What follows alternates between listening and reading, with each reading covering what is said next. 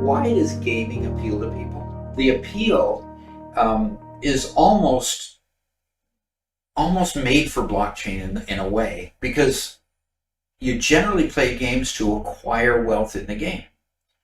And in order to acquire wealth in the game, you play the game certain ways, and you learn to master certain things. And as you master those things, you move forward and acquire more and more things. Your character gets stronger. It can do more things. It moves up the levels, and it becomes appealing and almost, well, not almost, but many times it's addicting.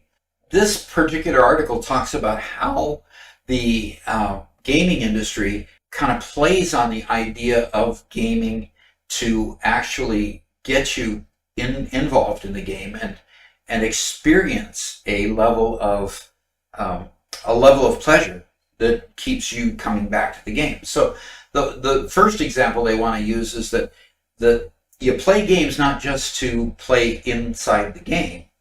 A lot of times you play games so that you can converse with friends about the game, or share what you've done, share what they've done, and back and forth, and have a chance to have something in common with people.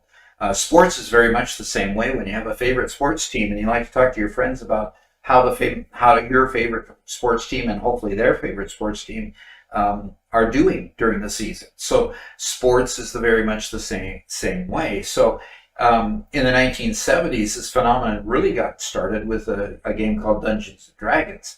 And Dungeons and Dragons is a fantasy game that you play, and the dungeon master will give you scenarios, and your characters have certain strengths and certain weaknesses, and you usually play in a group. And it becomes a very social thing to do, to get together with your friends to play together, and then talk about it afterwards, and then get together to continue a lot of times the same dungeon with the same characters and with the same places on the board, or you move from city to city on the board. So they also relate that to the Netflix series Stranger Things. If you've ever gotten involved in Stranger Things, it's a very complex plot. It's really amazing what the twists and turns that plot has taken. As Dungeons and Dragons finishes their session and the dungeon master's done with you, and he's either killed off your character, or you've triumphed and killed the monster that the dungeon master is sending at you, a lot of times you and your friends will talk about that for days on end until you get back together again to do another round. So with that as a backdrop, now there's a couple other games. Now I showed you the game Upland and showed you how that one works. Well, the next one listed here is Decentraland. I have gone in and played that.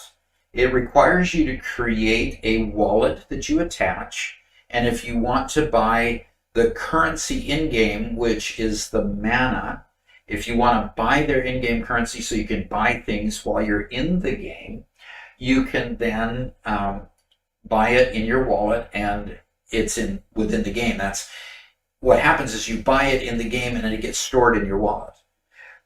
And so you actually keep it, and your wallet is actually detached from the game. So in that way, they've extended the idea of gameplay to the idea that you can play in game, but your loot and the things that you acquire in the game are yours permanently to keep.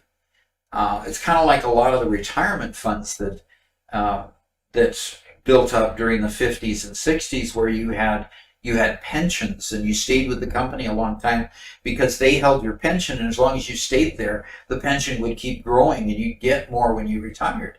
Well, eventually people started moving around companies too much, and the idea of having a pension at one company went by the wayside. Now you have a 401k that's usually portable. You take it with you to the next job and keep adding to it at the next job. The same is true with gaming here. In your game of Dungeons and Dragons, you had your paper where all of your stats and all of your wealth was kept in paper format.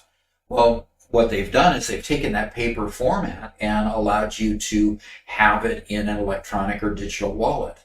So Decentraland plays like that, in the respect that your wallet is attached and you keep your NFTs, tokens, and other real estate that you buy in the game.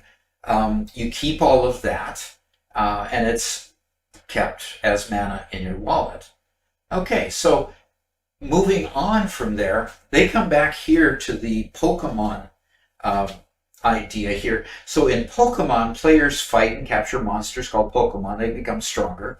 Aside from there being hundreds of species of Pokemon to catch, each creature is wholly unique, coming with its own randomized stats, personalities, and information. Basically, the game Pokemon, really, you acquired unique items, a lot like what NFTs are trying to do today. So with that idea, it's not too big of a stretch to be able to have a blockchain that would permanently capture and keep your information, and you could come back to it anytime you wanted to.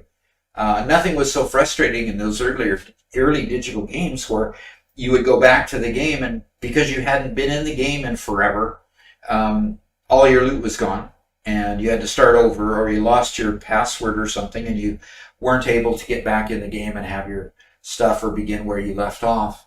So it's not hard to conceive of the idea of having a blockchain behind it and keeping your stuff. So Axie Infinity is another one of those types of games where you keep your unique characters and your unique loot and keep it in a wallet similar to the Decentraland as well. Okay? Now, come to a thing called Exchange Monster. Just like all the games in the world out in, mobile land or desktop, there are applications that help you build those games. There is now an application called Exchange Monster. And Exchange Monster allows you to build games in a platform called MXCH, Monster Exchange, okay, or Exchange Monster. And it allows you then to keep their in-game currency in the wallet and exchange it for MXCH. And developers now can use this platform to develop games. And I'll just watch for a while. This was probably the first of several iterations of different types of gaming applications where you can build games and distribute them that will allow you to begin making money on the mobile platform and on the desktop platform, and then connect it to the MXCH blockchain. And by doing that, you have a ready platform to build your games. You don't have to build the blockchain underneath at the same time as building the game itself. So having a platform helps you to move that forward and work with that.